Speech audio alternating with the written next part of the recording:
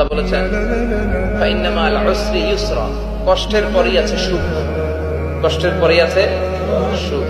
হতাশ হওয়া যাবে না, নিরাশ হওয়া যাবে না, হাল ছাড়া যাবে না, ভরসা রাখতে হবে একজনের উপরে। চিৎকার করে বলেন তিনি কে? কারোর কোনো আঘাতে, কোনো কথায়, কোনো আচরণ আমার কষ্ট হয়েছে, আমি আল্লাহর জন্য বলবো আল্লাহ আমি আপনার বান্দাকে মাফ করে দিয়েছি। যাকে আপনি শত্রু মনে করছেন আল্লাহর জন্য মাফ করে দেন। সে শত্রুতা করে, সে আল্লাহর সাথে বুঝে বেড়াবে, আমার কোনো তার প্রতি আক্ষেপ নেই, আল্লাহ তাকে মাফ করলে আমি খুশি। এটা হলো পরিচ্ছন্ন মনের মানুষ।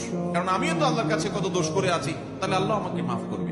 এরকম ফ্রেশ মনের মানুষগুলো এরা হলো সবচেয়ে সেরা মানুষ। চেষ্টা করবো তো ইনশাআল্লাহ।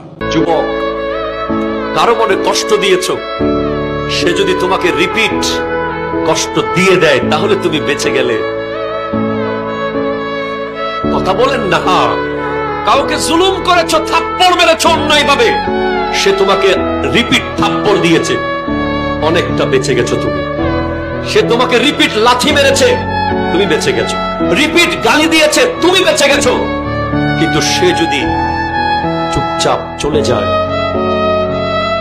থাপ্পড় খেয়ে যদি চলে যায়, গালি খেয়ে যদি চলে যায়, যদি চুপচাপ মসজিদের জায়নামাজে এসে বসে আর যদি বলে আল্লাহ সবাই ছেড়ে দিলে তুমি তো আছো,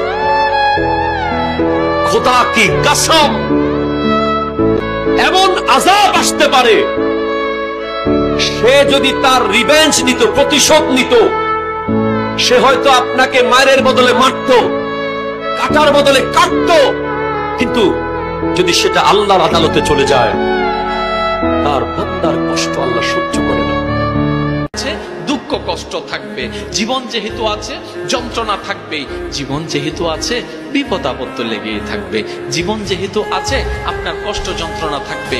কারণ এই জীবনটা দুনিয়ার, আর এটা দুনিয়া, এটা জান্নাত নয়, এটা জান্নাত নয়, এটা জান্নাত নয়। আরে মুসলমানদের সুখের জায়গা তো দুনিয়া নয়, জান্নাত।